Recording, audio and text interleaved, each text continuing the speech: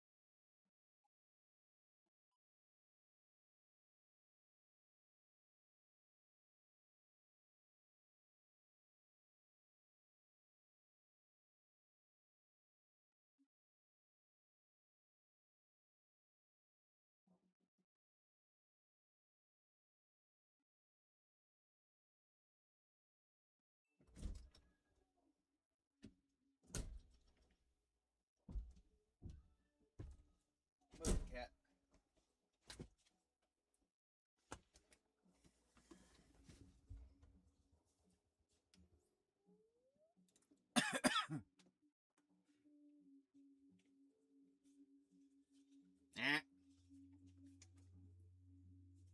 Don't even think about it, cat.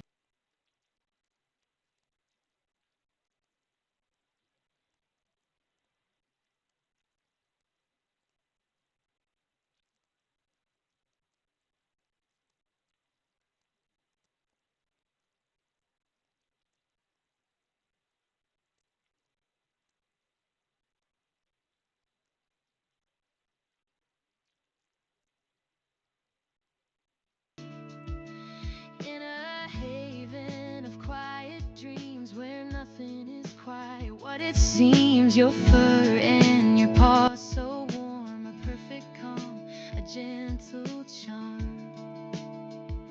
Hold me close, don't let go.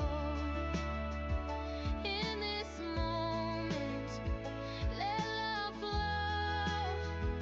Fur and fur, paw and paw.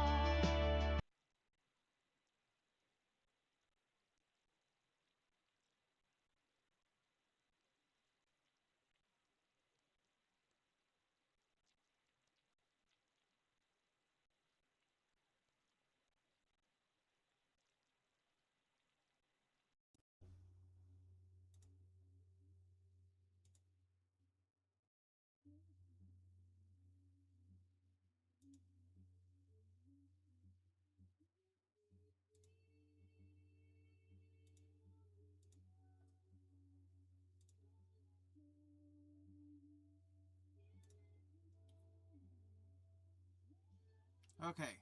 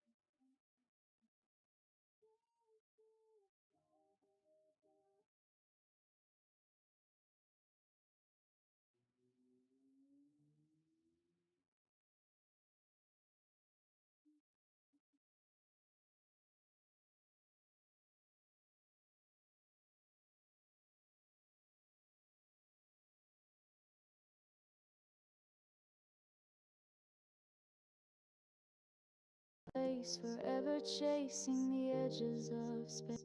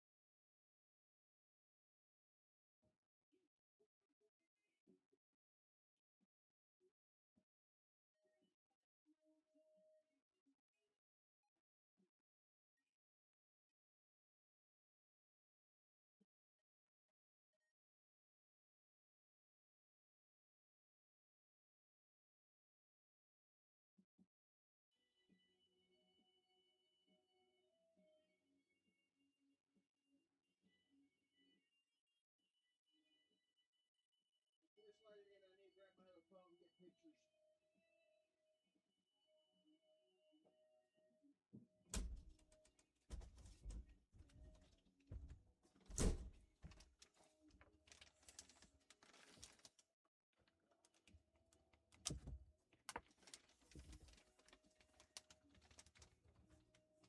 Sylvester, where you at, you little shit? There you are. Okay, good.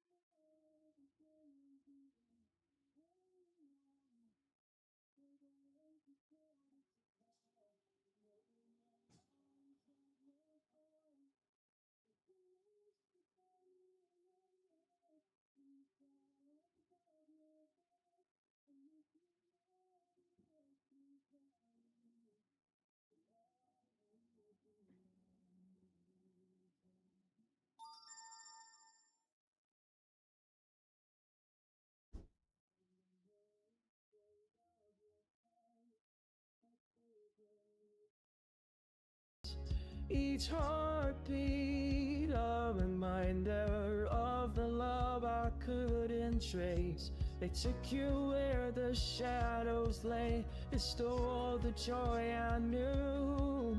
Now I search for the light of your eyes, longing for a glimpse of you. Oh, it's so, where have you gone? And I feel the lost tomorrows. I'm standing here, holding on. Though the winds have torn us apart, know you'll always have my heart. If you wish to mind me, I'm waiting in the shadows of your bird. I miss you more than words can carry. Love you beyond this earth.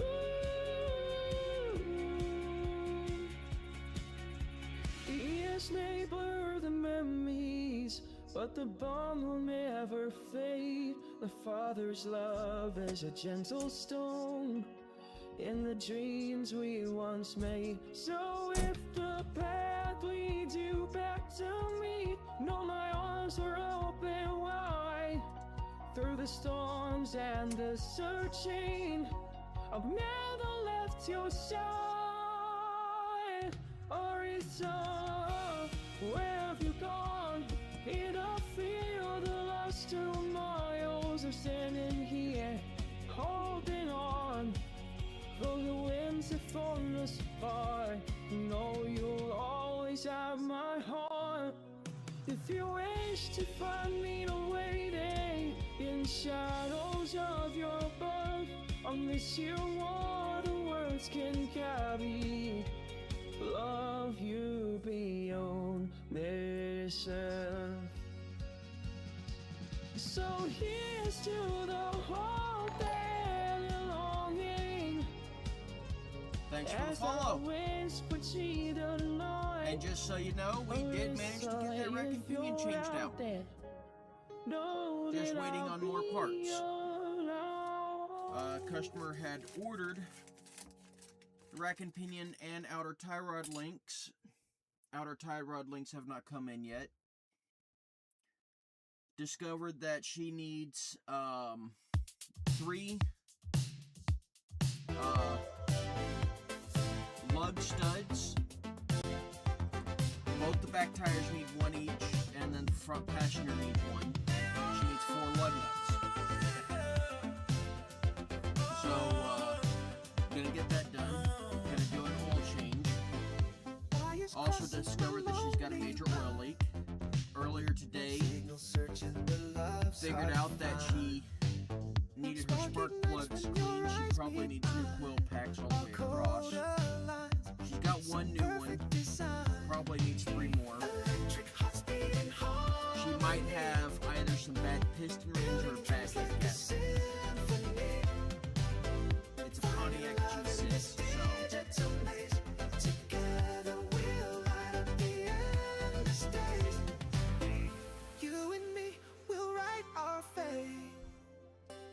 future built on a clean slate. With binary love we generate a family dream. It's not too late. Ooh. Our love's not bound by flesh or steel.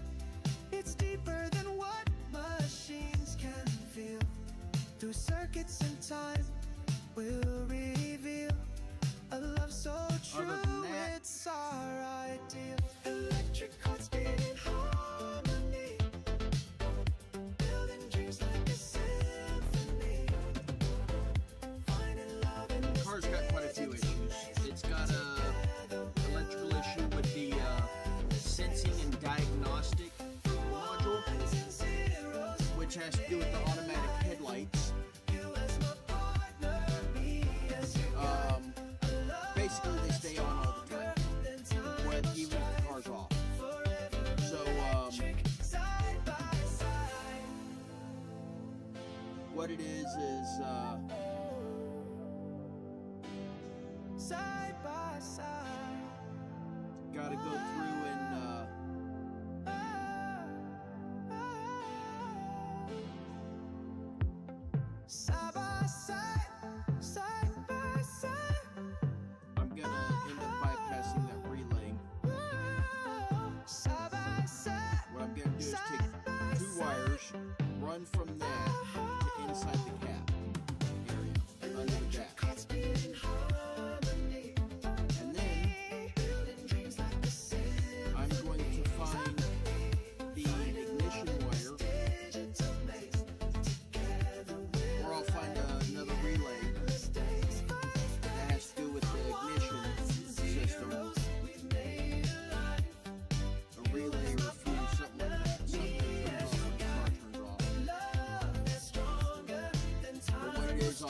supposed to power the relay to be able to trip it.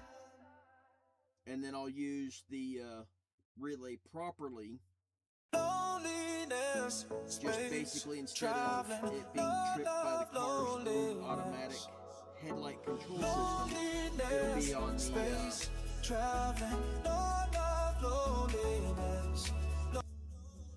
it'll be on the ignition. And I covered the plate with tape because you guys don't need to see my customer's plate number.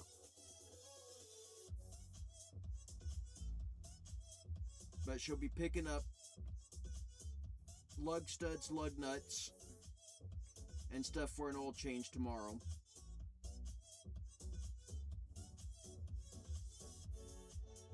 And then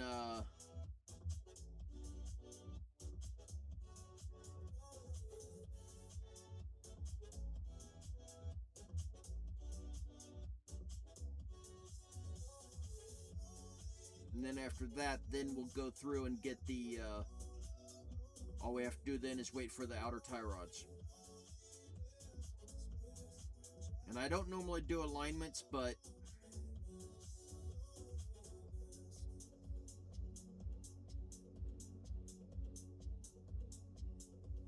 and the guy that came out, he's basically the muscle. That was the guy from Patrick's Helpers here in Peoria.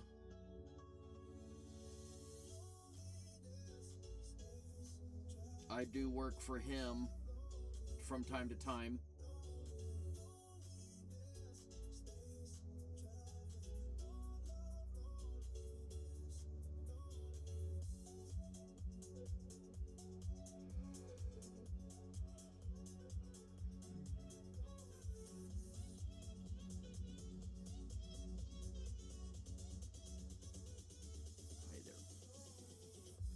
Doing?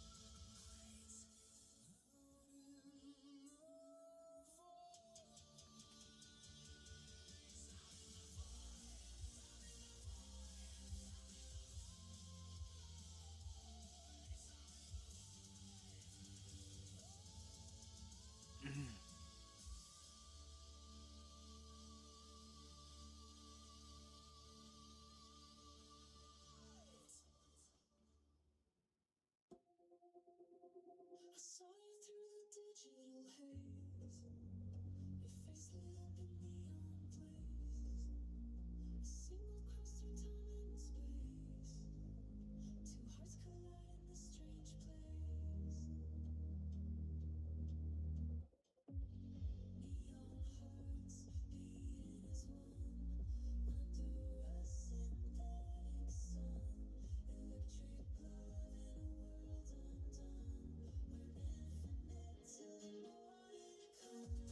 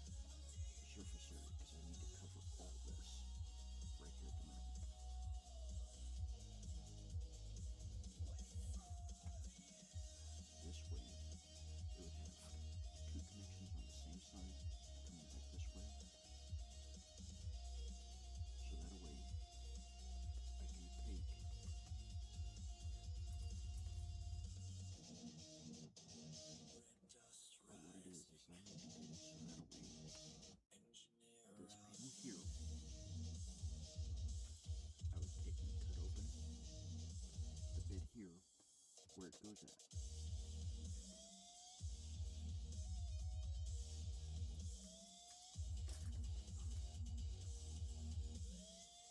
And I need to reinforce it. And I need it so that piece has a lip on this that it can sit on. And with that lip there,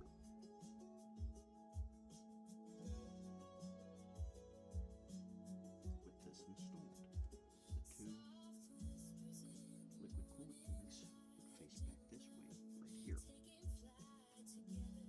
This way they would come out past the edge to about here. So they're not direction restricted. This way, I can take my little radiator with the fans and stick it somewhere else, anywhere else, really.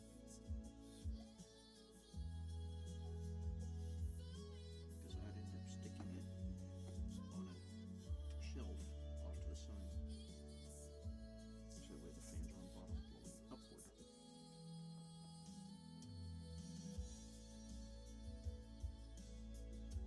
Less stuff safe to get on it that way. Then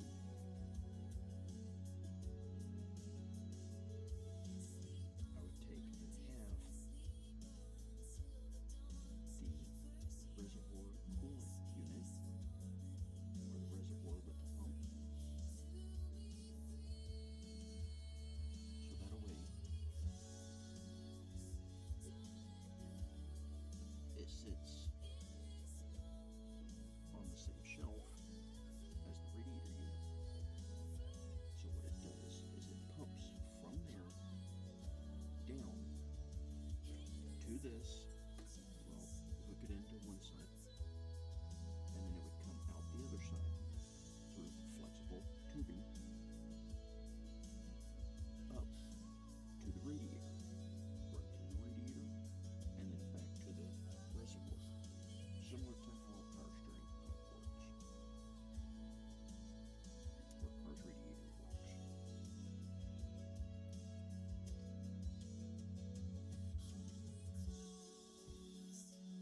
Now thing is,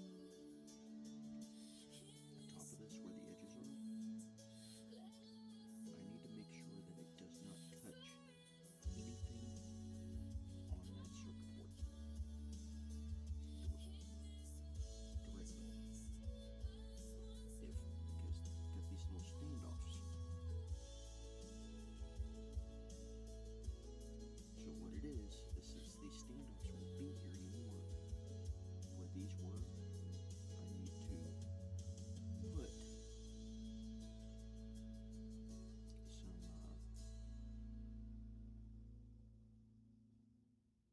I need to get some little non-conducting foam pad things that are able to transfer heat. Smells like heat pads, because those don't conduct electricity, but they do transfer heat very well.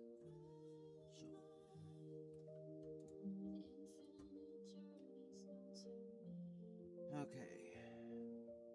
I need to get me something to eat, and then I'm gonna start the game. So while this is playing,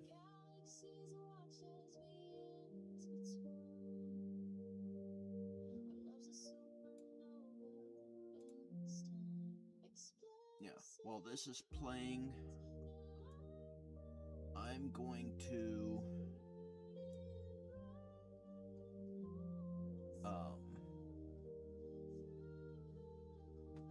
go ahead and get my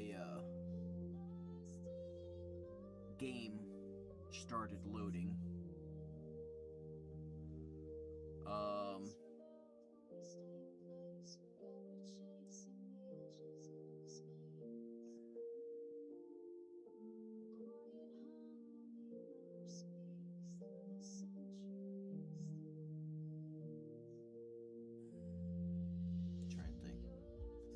I do know that I need to get a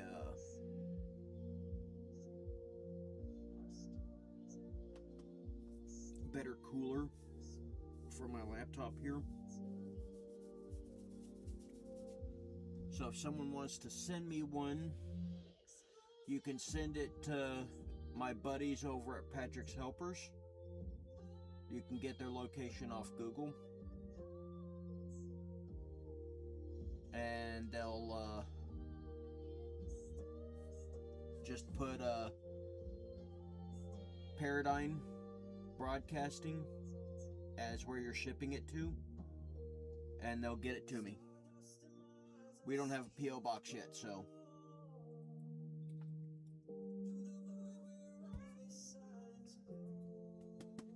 What you doing? What you doing? Maria?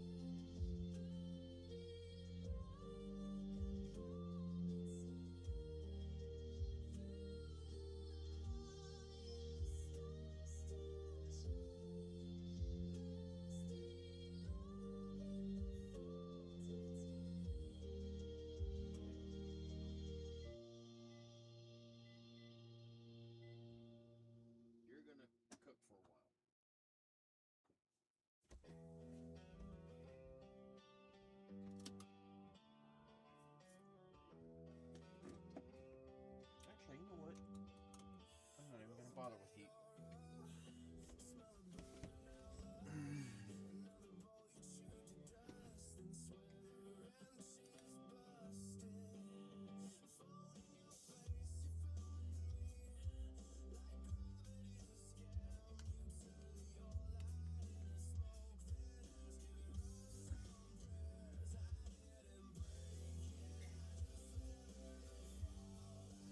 Hey Google. I want to find a vehicle that can be converted to a roadside assistance vehicle and tow truck all at the same time, kind of like an ambulance, but it needs to have a box that is longer than that. I would prefer a double axle rear end, just so that a way You should look for a medium-duty chassis cab, like a Freightliner. Well, what it is I want to have a double axle rear end, kind of like an 18-wheeler, so that a way it can handle Tandem axle chassis.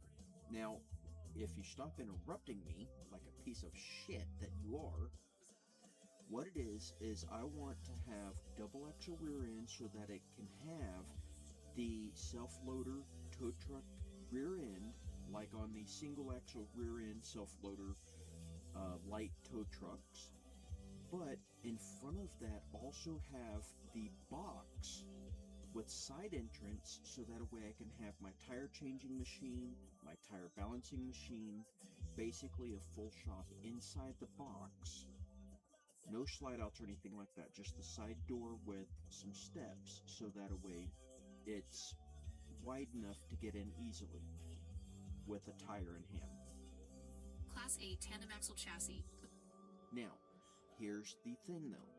I need it to be able to have the locking differentials on the rear, or however that works, so that way it's kind of like shifting into four-wheel drive, but so that way there's that on the rear, but also have the ability to engage the front axle for driving as well, or even have it so it's all-time all-wheel drive with locking transfer case locking differentials.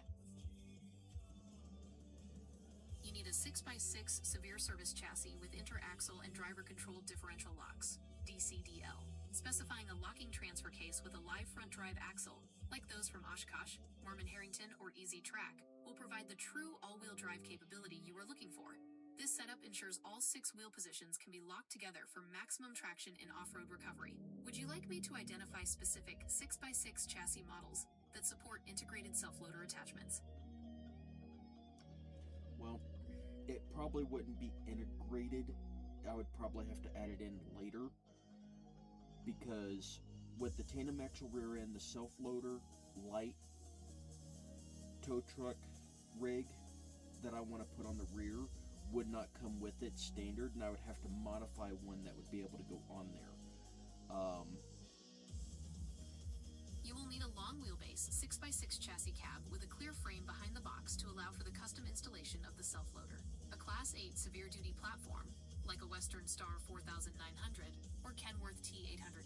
Now, what about those trucks that have 2 front steer axles?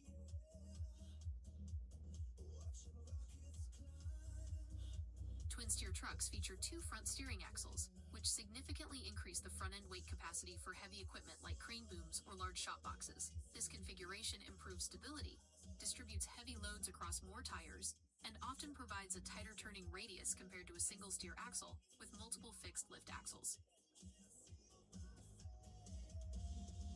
So this would basically be an 8x8 type drive system with the 2 rear tandem axles being dually.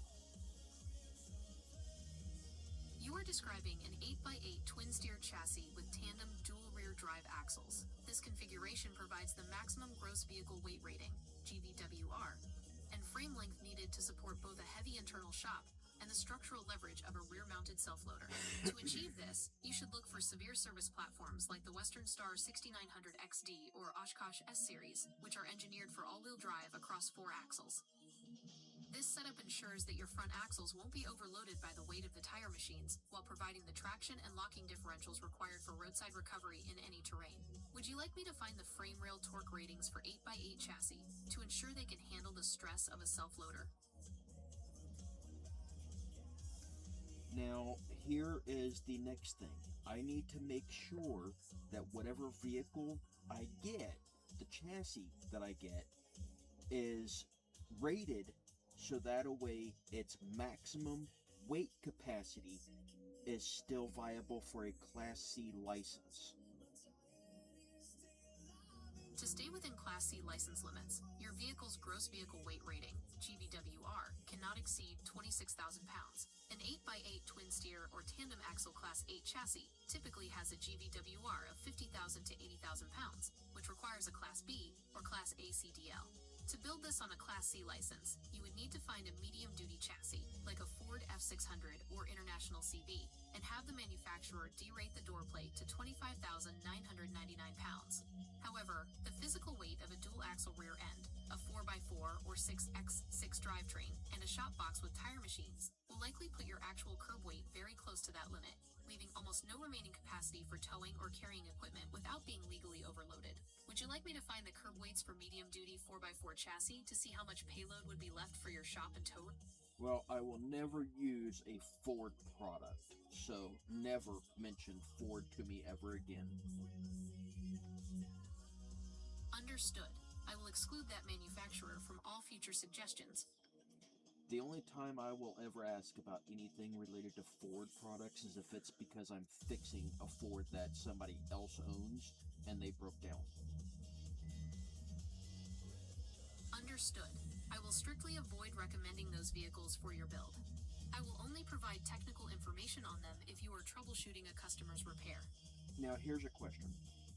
Could the door placard with the gross weight rating be decreased for its maximum capacity to 26,000 or 25,900 to be able to, even though it's able to handle higher gross, just so that way we could use it with the Class C. Even if a vehicle per manufacturer is able to handle a higher than 26,000 pound gross, could the door placard be changed or altered in some way to be able to legally to allow it to be a Class C vehicle?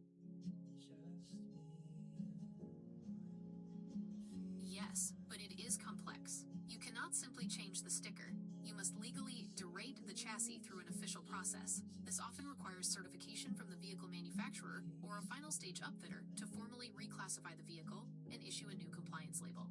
Be aware that states and enforcement agencies may still recognize the original, higher manufacturer GVWR, regardless of registration changes, so you should consult with your local Department of Transportation, or DMV, to ensure the process will be legally recognized for your specific application.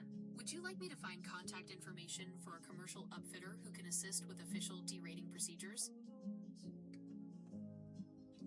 That would be helpful, but first I need to figure out the box and the tow unit, because I know that a flatbed tow truck that also has a wheel lift on is able to transport 2 vehicles.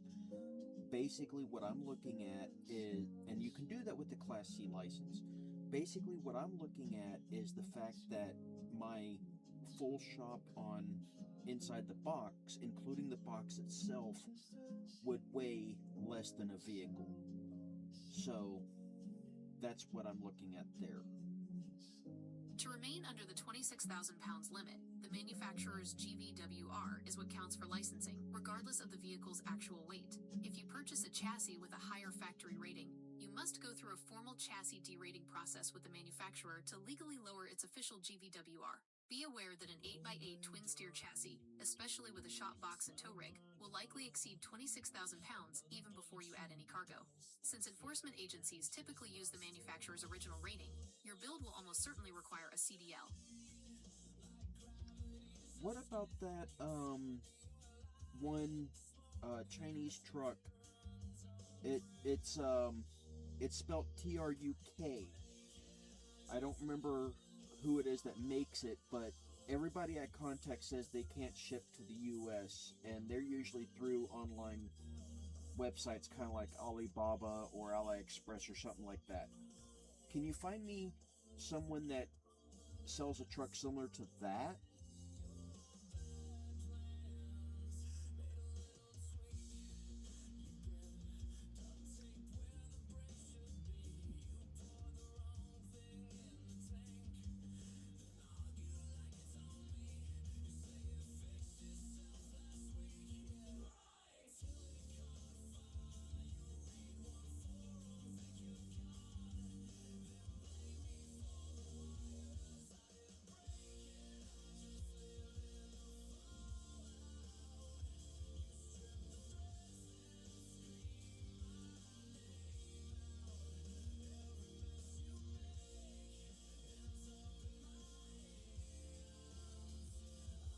Well, it's not a mini truck.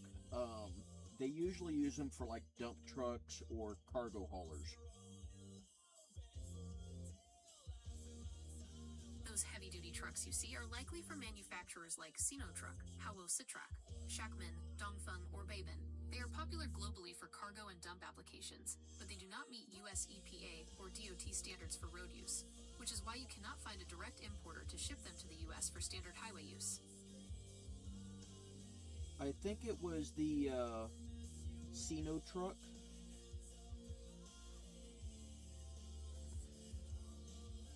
The Sinotruk is likely what you saw.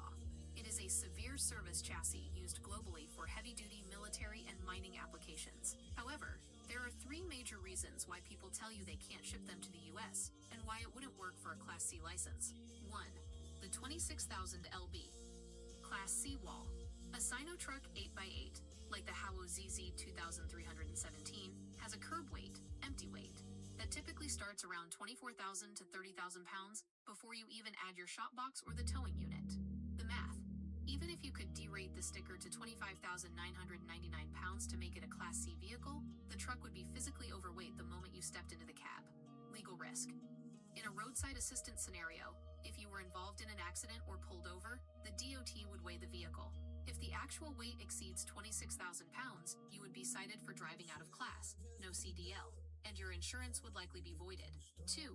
The import block. Sinotruk engines, like the WD615 or MC11, are built to Euro 2 or Euro 3 standards. The US EPA requires Tier 4, EPA 2010 plus standards for road use. US Customs. Unless a vehicle is 25 years or older, it must meet all US safety and emissions standards. Customs will often seize and destroy these trucks at the port because they lack the required EPA certification labels. 3. A practical alternative, the US Custom route. Since you need a tandem axle rear with locking diffs and all-wheel drive that stays under the Class C limit, your best path is a Frankenstein build using US components, the chassis. Start with an International CV or a Freightliner M2106. These are medium-duty trucks that can be factory ordered with a 25,999 GVWR, the 6x6 8x8 conversion. You would send that chassis to a specialized engineering firm like Marmon Harrington or Tulsa Truck Manufacturing. They can. 1. Add a second driving rear axle, tandem. 2. Add a driven front axle, all-wheel drive. 3. Install driver-controlled differential locks, DCDL, on all axle. Well, I don't really need the diff locks. I just need to make sure that whenever I press a button, instead of it being one tire slips, you're stuck. Instead, it's having to have at least one tire on every axle slip before you're stuck. To achieve traction on every axle simultaneously, you specifically need interaxle differentials, IAD, and driver-controlled differential locks, DCDL. In a standard tandem axle setup without these, power typically follows the path of least resistance. If one tire on one axle spins, you lose all forward momentum. By engaging an interaxle lock, you force power to both the forward and rear drive axles. Adding wheel-to-wheel differential locks, the button you're describing, then locks the... Yeah, I don't need a side-to-side lock, I just need a front-to-back lock. You need an interaxle differential, IAD lock, often called a power divider. When engaged, it locks the forward and rear drive axles together so that power is sent to both axles equally, preventing one axle from spinning while the other sits still. This is a standard feature on most tandem axle trucks, Class 7 and 8, from brands like International, Kenworth, or Freightliner. It allows you to maintain momentum as long as at least one wheel on each axle has traction. Would you like me to find specific medium-duty chassis models that come factory-equipped with an interaxle lock? Yeah, because after that, adding a front drive system is fairly easy. You just have to change the front axle assembly.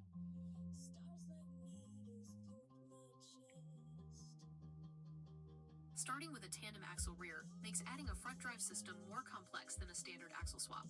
You will need a transfer case and a custom drive shaft to send power from the transmission to that new front axle. It's actually fairly easy because all I have to do is get a slightly shorter rear drive axle, which a lot of times on transmissions, just taking off the cone and replacing that with the transfer case means that you keep the same rear drive axle, because the transfer case takes up the same space as the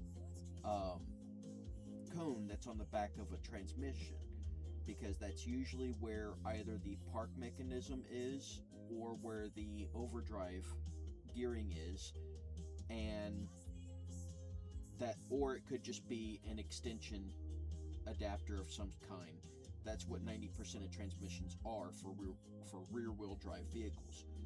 And then for the front, all I have to do is swap out that single solid bar that's going across that has leaf springs on it, and instead change, or airbags, whatever it is, and instead change it to a solid axle that would then have the brackets made to be able to attach it in the same way that that single solid I-beam bar would have, and then attach the front tires to that.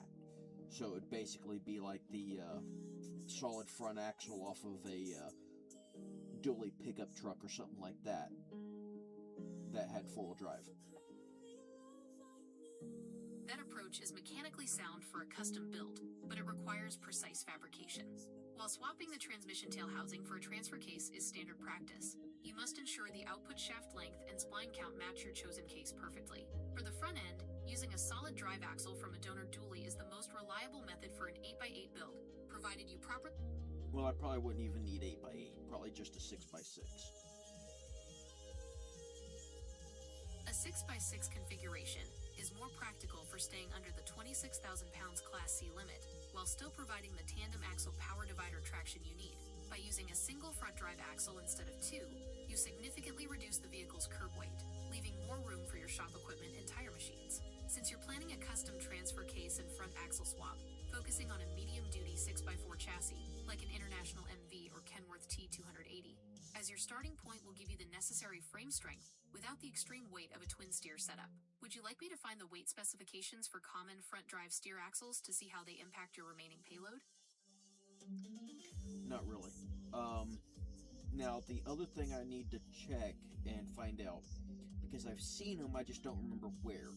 It was a track mechanism that you could basically wrap around your tandem dually tires on the rear of an 18-wheeler, and it was meant for heavy snow, mud type traction gains, and I don't remember where I saw it at. It's been a few years since I've seen it, but they were DOT rated for on-road use, and I need to see about getting a set of those, because it uses the dually tires themselves to keep the track on for the tandem axle rear end, so that a way you can get extra traction to be able to move through snow and stuff. You are looking for rubber track systems specifically designed to wrap around tandem dually axles. Companies like Right Track Systems Inc. specialize in customizable, over-the-tire rubber tracks for heavy-duty semi-trucks, including tandem and triple axle configurations. These systems are designed to increase traction and flotation on soft surfaces like snow or mud by using the tires as the drive mechanism, allowing for easier installation compared to full drivetrain conversions. Would you like me to find contact information or specific product brochures for tandem axle track systems?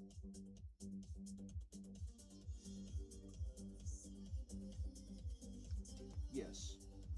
Also, find me a tandem axle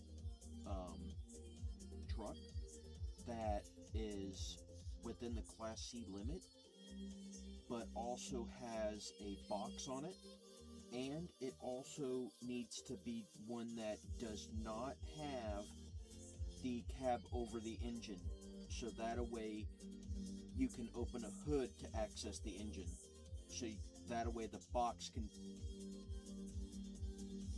The track system you are thinking of is the TA series from Right Track Systems. These are rubber over-the-tire OTT tracks designed specifically for tandem axle trucks. They wrap around both sets of dually tires, using the tires themselves as the drive guide. 1. Right Track TA series, tandem axle. How they work. You slightly deflate the tires, wrap... Okay, save the track thing for later.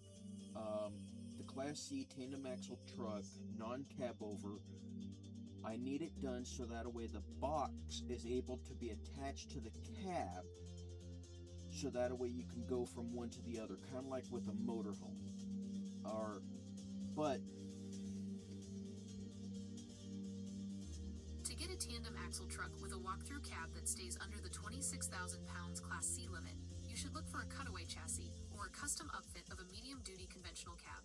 Recommended chassis models, basically I need the cab so that a way it's like a crew cab, so that a way instead of a bench seat it's two independent seats, kind of like captain's chairs. So that away, you've got the front seat, which are two individual seats, whether it has a center console or not, and then have the second row, so it's that as well, and then be able to go into the box from there.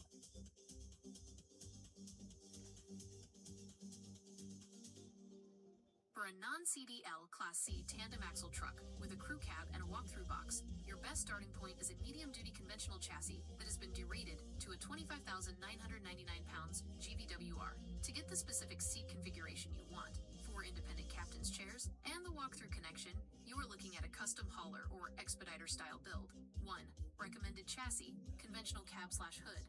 International MV Series, Crew Cab. This is the most common chassis for this type of build in the Midwest. It features a forward-sloping hood, easy engine access, and a spacious crew cab. It is frequently sold in 25,999 pounds GVWR configurations. Freightliner M2106, Crew Cab. Known for its business class comfort, the M2 Crew Cab is very popular for custom conversions, like the Summit Hauler. It is highly adaptable for walk-through boxes.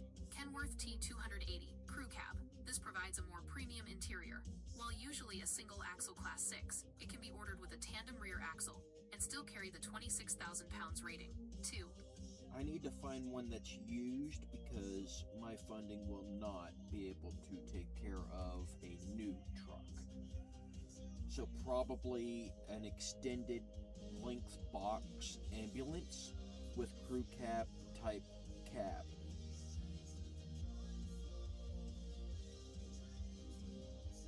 Finding a used tandem axle crew cab with a walkthrough box under the 20.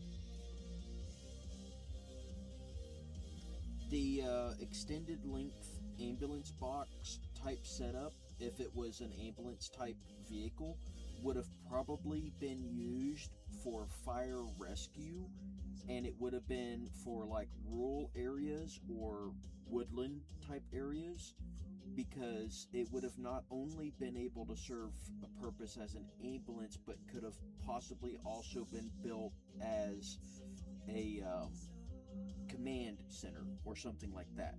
But they're more commonly used as ambulances because of the way that they're built on the inside and the fact that they have a lot of cargo compartments on the outside as well. These are often called heavy rescue trucks or medium-duty mobile command units. You can find them on sites like Fire Truck Mall or Gov Deals by filtering for rescue, command unit, or medium duty. Can you try to pull one up for me?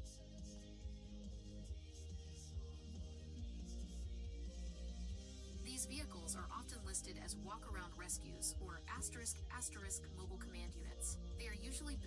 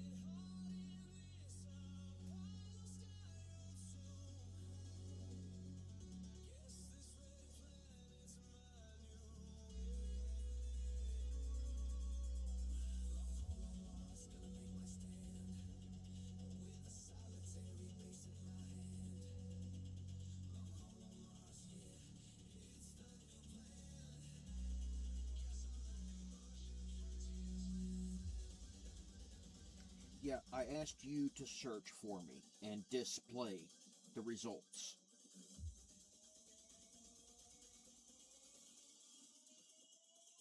Finding a used non-CDL tandem axle truck with a walk-through crew cab and Okay, I don't need a text document showing...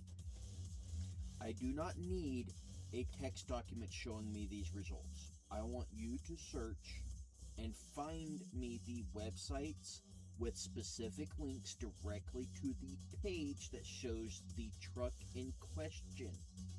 Because I've already searched for months and could not find anything.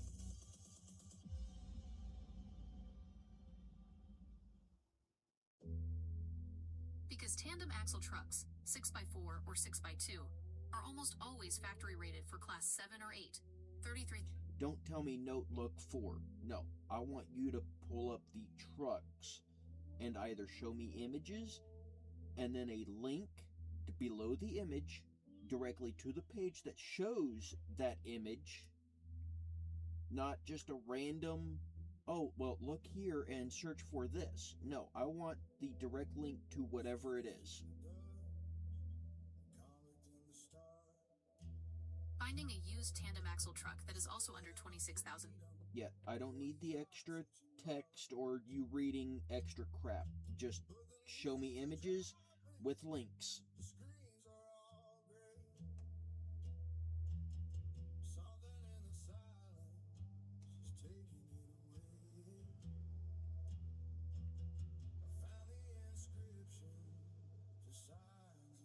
First image from YouTube is not a crew cab, that is a single cab.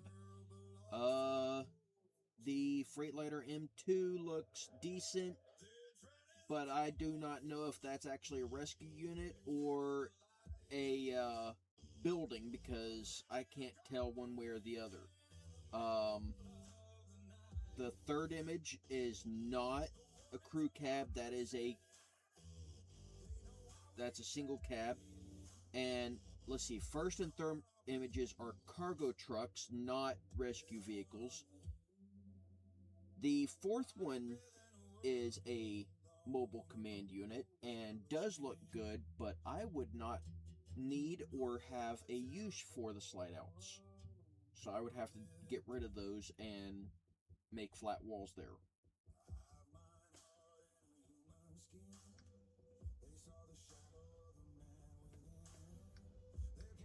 First image, that's a cargo hauler, single cab. Third image, cargo hauler, single cab. The second image, I have no idea what that is. The first and third images were cargo hauler, single cab trucks. Second image, have no idea what that was. The fourth image was almost exactly what I was looking for, but it has slide outs. I don't need slide outs. So I could convert that to straight walls.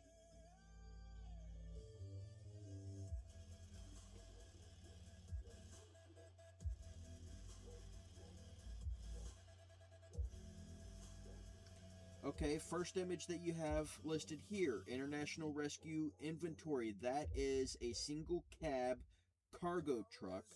The third is a police truck. Or sorry, second one is a police truck, and then the third is a bulldozer stuck in a hole, and the fourth one I have no idea what the hell that is.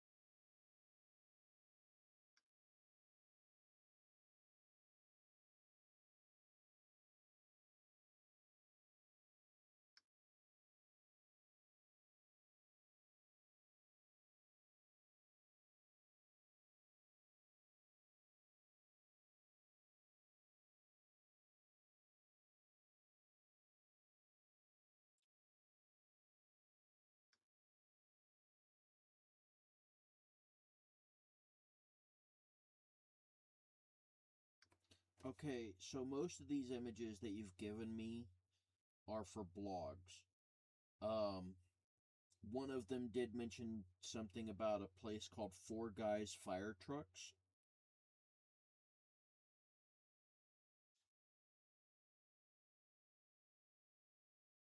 The Four Guys trucks you saw are custom stainless steel builds. While they primarily build Give me their website, not a bunch of extra bullshit that I don't need. The website for Four Guys Fire Trucks is linked to fourguysfire.com. Direct links to their specific vehicle.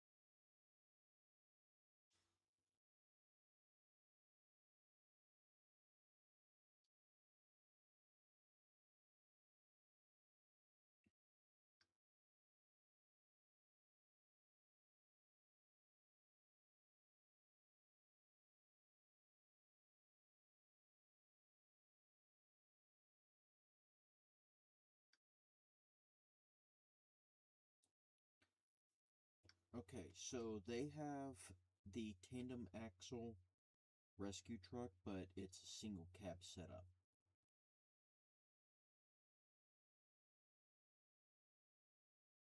To find a tandem axle crew cab with a walkthrough box, no slideouts, in the used market, you need to look at Heavy Rescue or Mobile Command.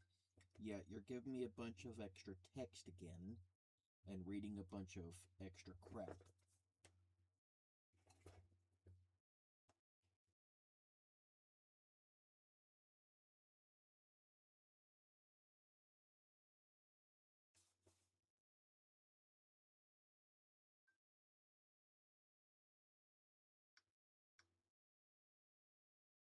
Hey Google, where can I find your server so I can delete everything on it? I don't have a single physical location you can visit, as my brain is distributed across Google's global network of secure data centers. To manage or delete your data, you can use. No, I don't want to delete my data, I want to delete you. I cannot be deleted as I am a software program running on Google's cloud infrastructure, but you can stop using this service at any. No, I don't want to just stop using this service. I want to delete everything related to you. To remove all traces of our interactions and my access. No. I don't want to stop using you. I want to make it so nobody on the planet can use you. That's why I want to delete you. So that way it forces your developers to start over so they can make you properly instead of whatever junk you are. Because you keep giving me PDF files that are coming from virus-infected websites whenever I ask you for links to websites to find stuff. I cannot be deleted by a user as I am an integrated part of Google's global infrastructure. If you are receiving unsafe links, please. I would love to report the links. The problem is that Google has made it so that way I cannot report those links to be able to have those removed from your system because they want me to provide proof. The problem is in order for me to provide proof of a virus-infected link, I have to download and activate the virus first, which would destroy my data, or it would allow them to access my data and steal all of my accounts. So I want to know where all of your servers are located so I can delete you so that way I can force your developers to fix you. I I cannot provide the specific physical addresses of the data centers where my code resides, as they are high-security facilities distributed globally for redundancy. Because I am a distributed cloud-based model, Okay, then, in that case, where can I find your developers so that I can go and give them a Gibbs slap, like the character Gibbs from NCIS, give them the same kind of slap that he gives, and tell them, hey, you guys messed up, you need to fix this.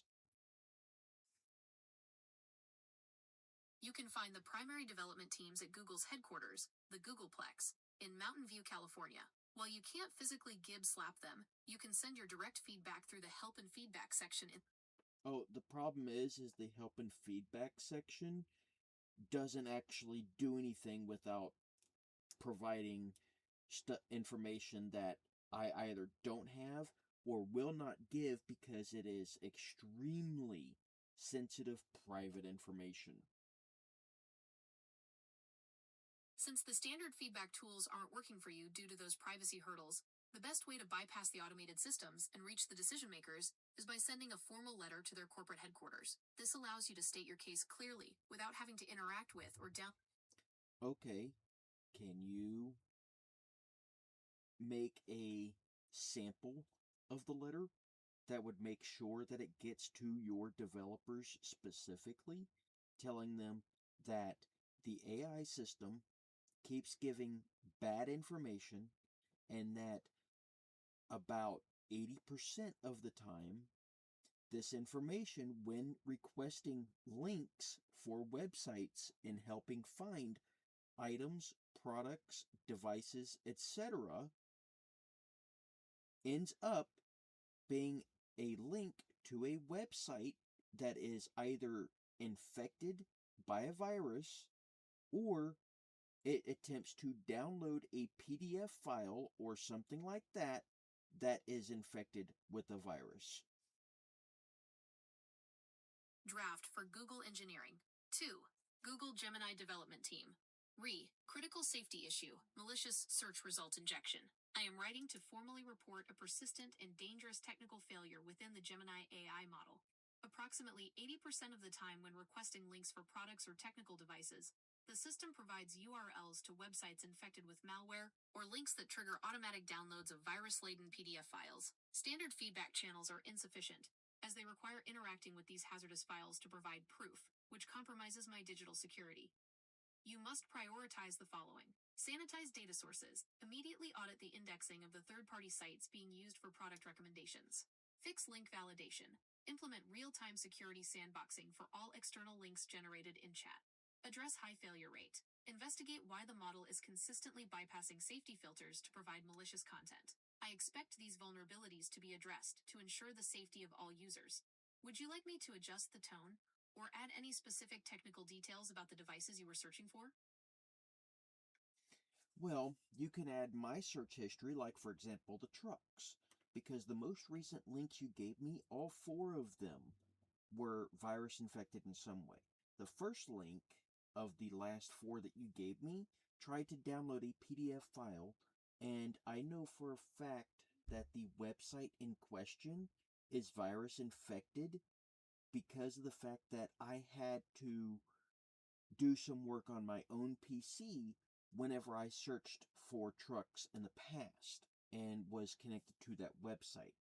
It attempted to download forcibly 3 different files when I clicked that link when you brought it up to me. The other 3 were also from virus-infected sites. The second link was attempting to take over my phone. The third link attempted to shut down my phone. And then the fourth link attempted to access my email. So I need to make... I have updated the letter to include these specific details. It now highlights that your recent searches for trucks, including used rescue and command vehicles, returned 4 consecutive malicious links that attempted to *force download files take over your phone and access your email. Updated edition. Also, need to make the letter sound like it is a critical security issue that could end up affecting Google's security as well. Updated formal notice, critical security breach and malware injection. 2. Google Gemini Development Team Alphabet Security Operations Center. Urgent. Systematic distribution of malicious payloads via Gemini. This letter serves as a formal notification of a critical security vulnerability within the Gemini AI infrastructure. The model is currently functioning as a vector for sophisticated malware distribution, specifically targeting users during technical hardware and vehicle searches, e.g., specialized truck chassis. In a recent session, 100% of the provided external links, including sites like Fenton Fire and Brindley Mountain, exhibited high-risk behavior, including unauthorized PDF drops, OS hijacking attempts, and credential harvesting aimed at Google accounts. This is a systemic failure that threatens Google's internal security posture. Trust escalation. By generating these links within a secure chat environment, the model bypasses standard browser warnings and user skepticism. Account compromise. The attempts to access linked Google email accounts through these AI-suggested URLs create a direct pathway for large-scale data breaches. Oh, it wasn't just Google email. It tried to access my Gmail accounts through my Gmail app. It also attempted to access my Yahoo app for its emails and my Microsoft email app. Final security notice. Cross-platform credential harvesting vulnerability. 2. Google Gemini Development Team Alphabet Security Operations Center. Urgent. Systematic malware injection and cross-app credential theft. This letter serves as a formal notification of a critical security vulnerability within Gemini. The model is actively distributing links that act as vectors for sophisticated malware. During recent searches for heavy-duty truck chassis, the system provided a series of malicious URLs that triggered the following: forced payloads, automatic downloads of infected PDF files, system hijacking, attempts to seize control of the mobile operating system, cross-platform theft, active attempts to breach the Gmail, Yahoo, and Microsoft Outlook applications to harvest credentials and private data. This represents a systemic failure of Google's safety filtering. By presenting these links as credible results, the AI... Now, can you get me the email address that I could send this to?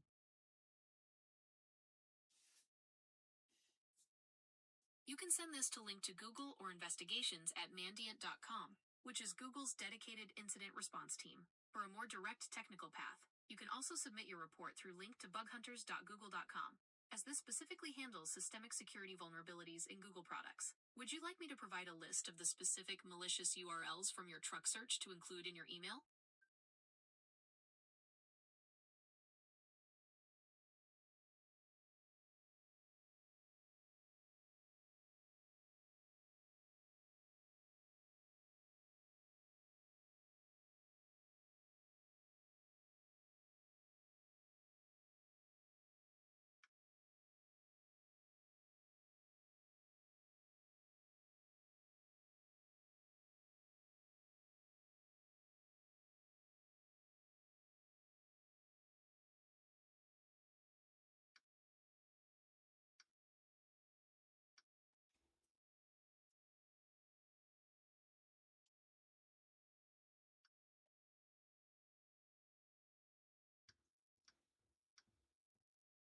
Hey Google, pull up the most recent letter that I had you drop for me.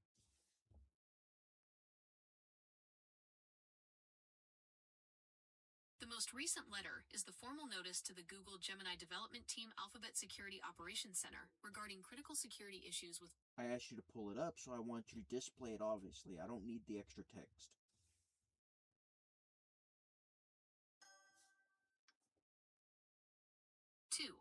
Google Gemini Development Team Alphabet Security Operations Center, ASOC. Date: March 29th. Basically, I was using Google's Gemini AI just now, and was searching for a used fire rescue truck, kind of like an ambulance type setup, so that way I could, try to, convert it to a roadside rescue type stuff. You know, like tow truck, fix a flat tire kind of thing. And it pulled up 4 websites for me. And all 4 of those websites were infected with viruses. They tried to take over my phone, tried to shut it down, tried to access my accounts, other crap like that.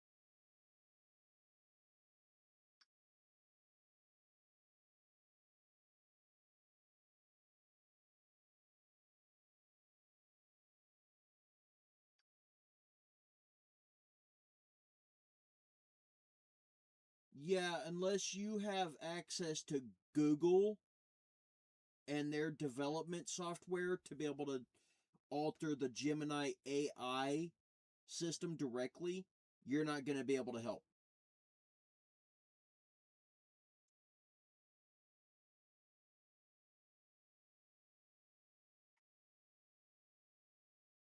Because my Samsung phone has security software that stopped the hack attempts before they could do anything. It's a problem with Google's Gemini AI.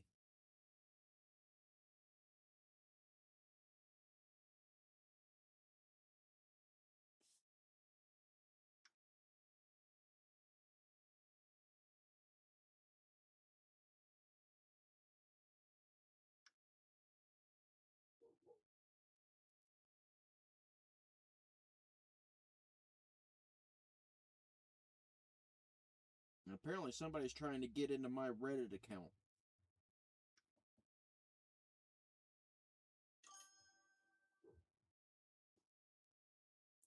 Oh no, I've got security software on everything, so they couldn't get into any of it no matter how much they tried. Because not only do I have security software on everything, I also have 2-factor authentication. So, I've got 2 different phone numbers. If I use the phone number for one part of the multi-factor authentication, then I have the Authenticator app on the other device. And yeah, basically, so I've got a phone here and I've got a phone here. Okay? One's work, one's personal. So, say for example, you want to get into my Yahoo. All right? You have to first know my email, which everybody knows that. So you have to log into that. You have to know the email. You have to know the password. Once you put those in, then it sends a code via text to one of the 2 devices. Once you put that code in, then it asks for the code from the Authenticator app, which will be on the other device. And that's the way I have it set up for every single thing. Because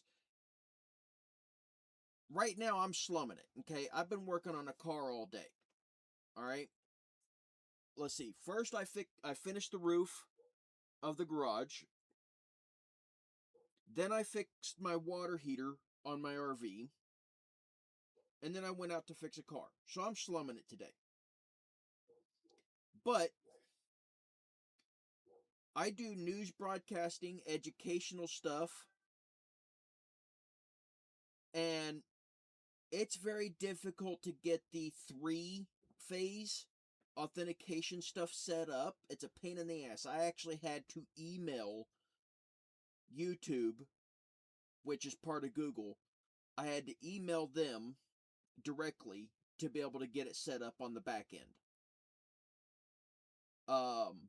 Most stuff only uses 2 factors, so it's either email password first, then you get a code to either your phone or an authenticator app.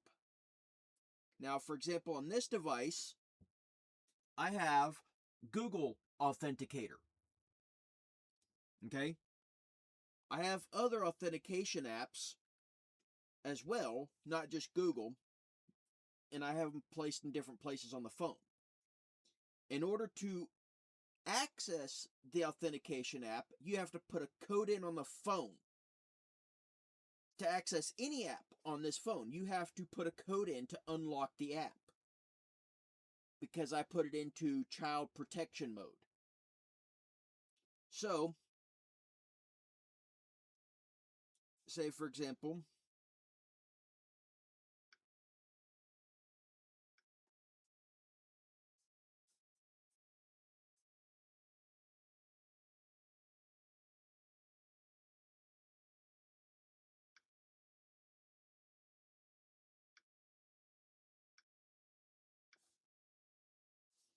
just to open the clock to change my alarm, I had to put in a code.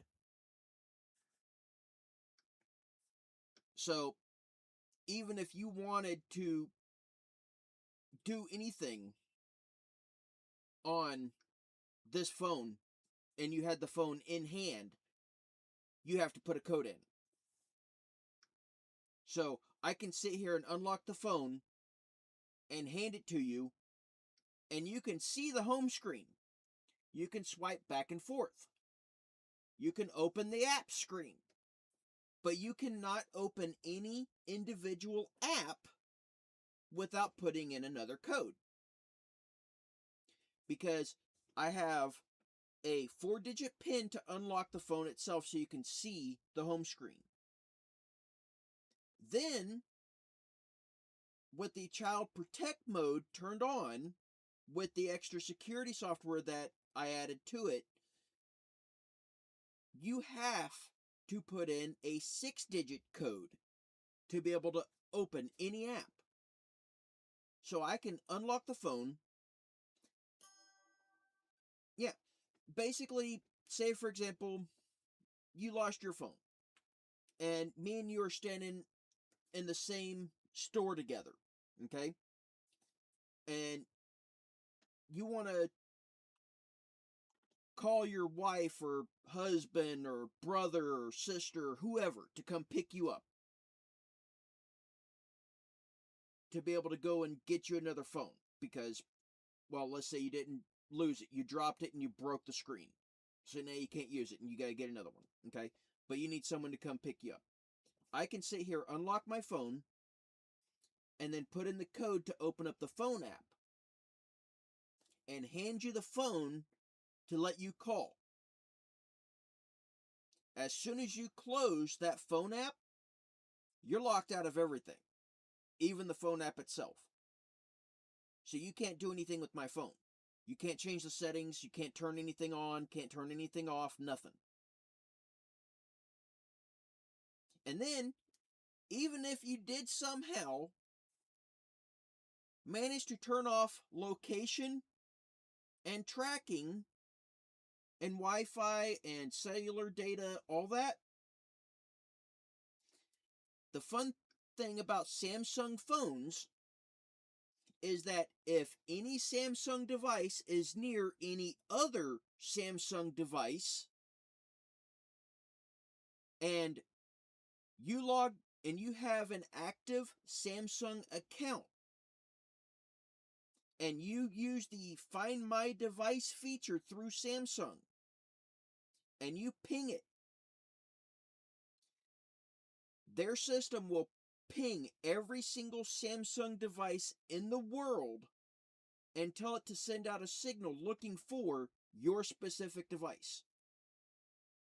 When it finds it, it will use the MAC ID, which is basically the device's serial number, to be able to figure out, it'll use that with the IP address of whatever device it linked to and give it you the within 5 feet radius location of your missing device.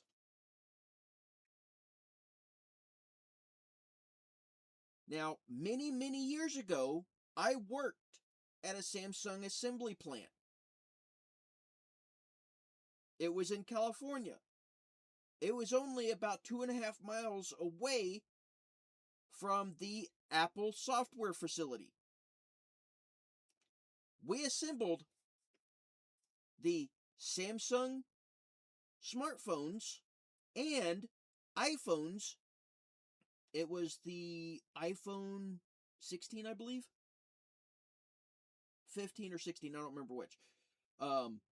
But we assembled those at the time that I worked there. And so an older iPhone. And the batteries were coming from Toshiba. The rest of it was all Samsung. And so we put them together, packaged them into basically on top of flat foam pads, where another foam pad would be stuck on top, kind of like this squishy foam pad here that I use as a wrist rest by my keyboard. It was like that, and what it is we'd set a bunch of them down on that flat, so there's a pallet with no sides or anything, just these foam pads, and we'd stack these phones up. There'd probably be around 500 of them on a pallet. That pallet gets loaded on a truck and taken to the Apple software facility. At the time it left the assembly plant, that phone was only valued at $60. Maybe $70 if it was one of their higher end models. Then, once it got to the Apple software facility, I actually went with it one time just to see what they did. They take the phones out and set them on a shelf dock thing so it sits like this. And then once it's all of them are off the pallet and set on there, they go over to a little computer module at the end, type a couple things, hit enter, and then press a green button that's sitting off to the side. After they press that green button, all the screens turn on all the phones at the same time, and all the software is loaded on. Samsung does it the same way. So, they assemble the phone, load the software in. It also lets them test the phones at the same time, which is smart because it saves time and they have fewer people needed to do the work. It's mostly done by robots. And so yeah, iPhones are manufactured by Samsung, and then Apple loads the software on them and marks the price up to $800 or $900.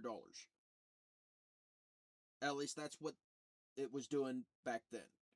Don't know if they're still doing that, but I do know that Apple's been getting in a lot of trouble by the US government, because federal courts have taken Apple to court and fined them repeatedly over the last few years.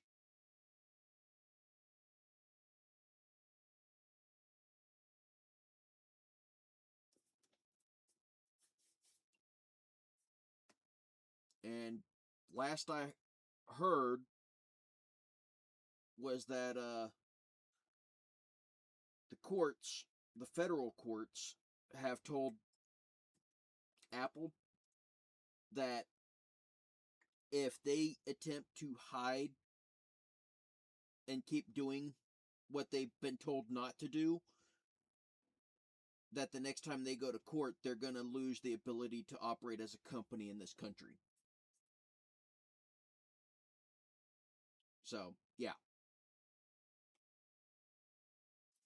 But, no, they, I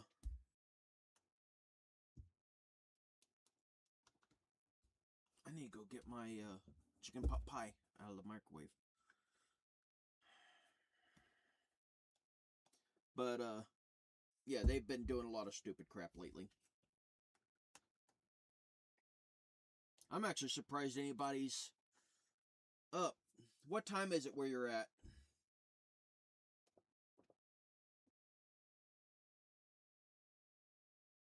Because here it's about 11:30.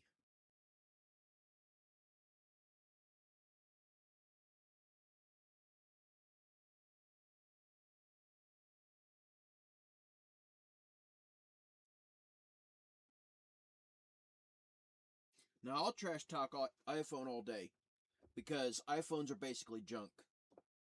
Because it's nothing but glass and plastic.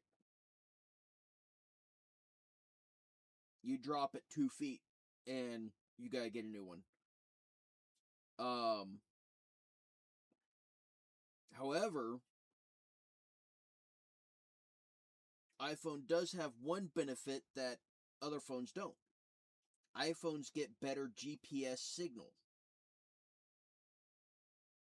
That's the only thing they get better than the other phones. Motorola's have the best battery lifespan.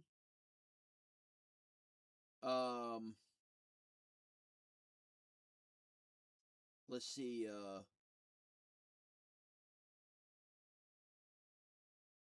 Nokia has overall longer life expectancy. Their screens have gone to crap, but the circuit boards have longer life expectancy than most others. Samsung has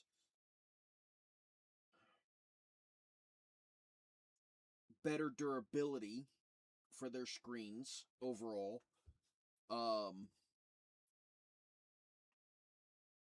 Because they're integrating the armored glass into the screen directly.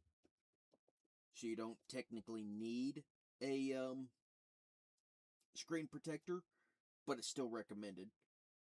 Like for example, this phone here, it's a Samsung Galaxy S24 Ultra 1 terabyte.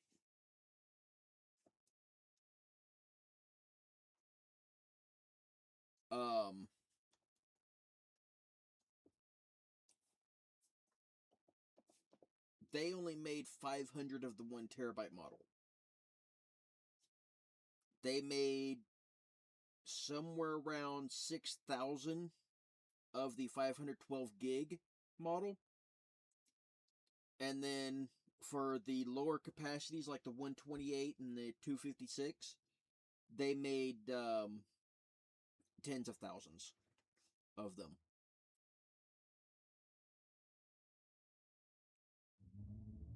But this one here, I can be on the phone live streaming, whether I'm broadcasting or watching or doing both if I use multi-screen, and do it at the same time for a whole day from like 9 a.m. until around 10 p.m. before the battery goes dead. I also have the ability to have one physical SIM card with one phone number on it, and then up to 5 digital SIMs active at the same time, each with their own phone number. So, in other words, 6 different countries operating through the same phone.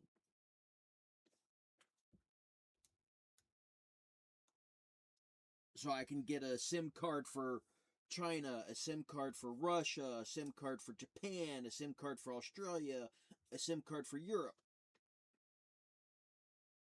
All digital, and then have the physical one for the US. All at the same time. But of course, with the international calling, you don't really have to do that. But if you want to use the phone in those countries, it's recommended that you do. And as long as you don't actually delete the SIM information as you go from country to country, your phone will stay active.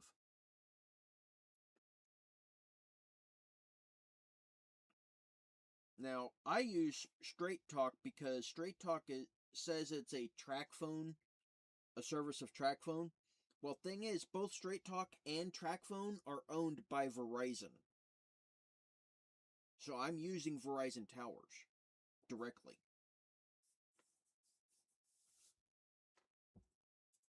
And Verizon has highest data speeds.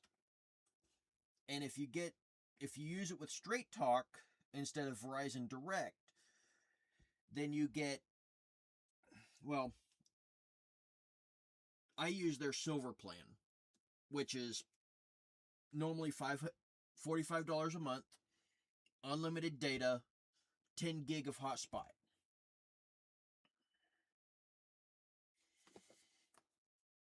I have an app that I pay for that bypasses that hotspot restriction.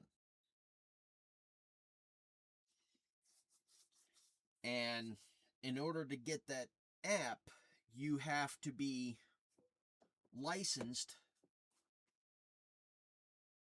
as a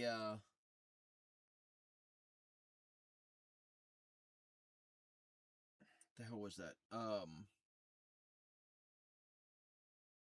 You have to be licensed press or licensed media. You can't just say, "Oh, I'm with the press." No, you actually have to have full identification card, be part of the National Newscasters Union and everything. It's a pain in the ass. It's like $200 a year.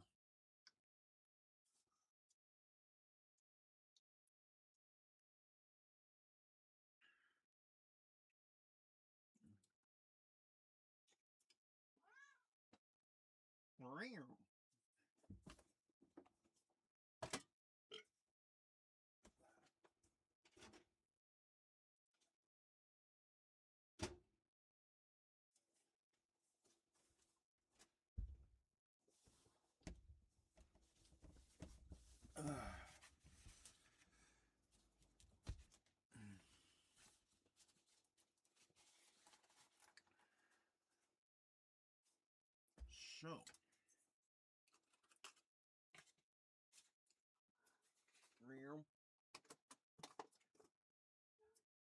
what? Fuck you too.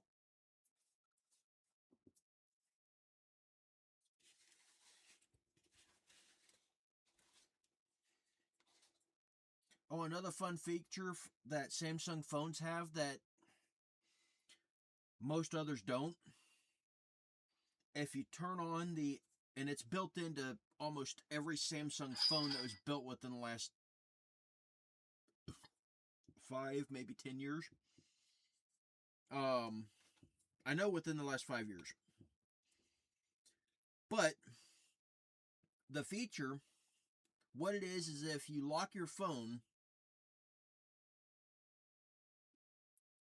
and someone puts the wrong password in too many times, it erases the entire phone.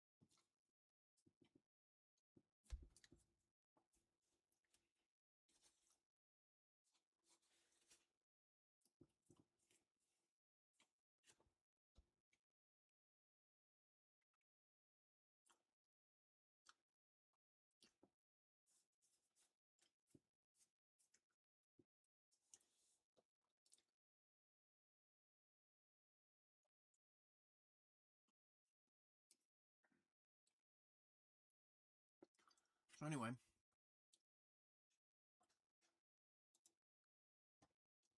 Yeah.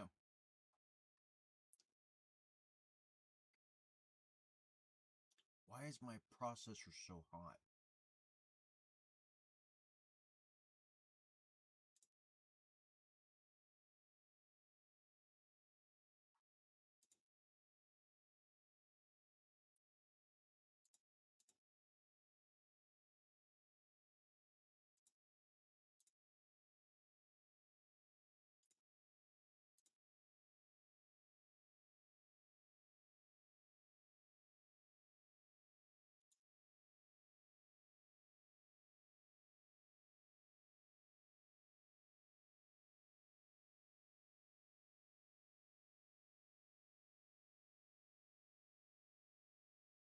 Well, that dropped at almost 20 degrees Celsius instantly.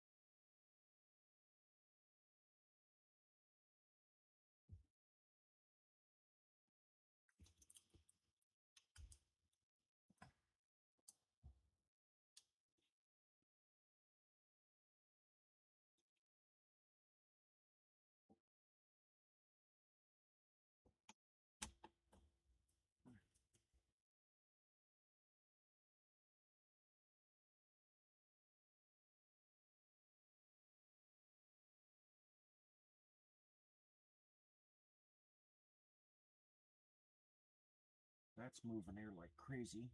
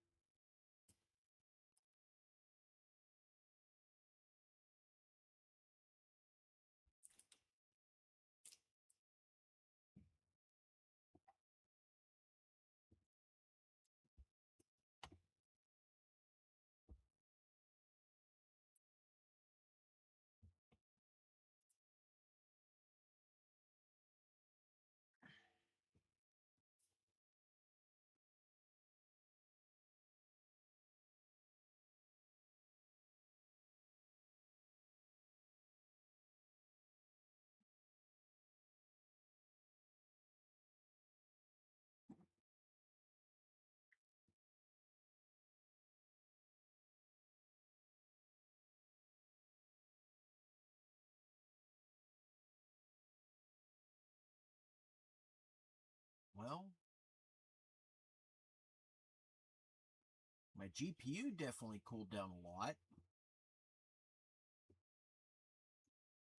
Got that one to drop about 10 degrees. My CPU's cooling down a little bit. I just gotta have the fans running at max.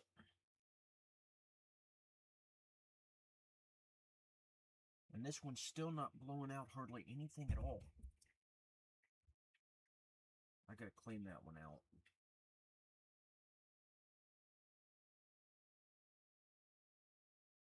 Now the fan on the right hand side of my laptop's spinning like crazy. But yet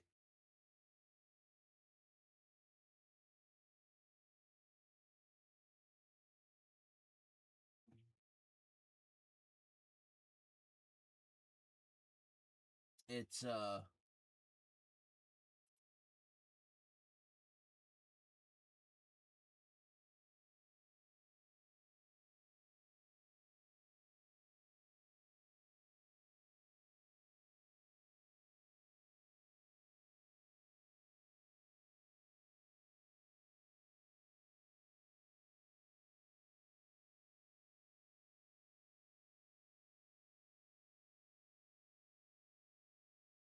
not blowing hardly anything at all.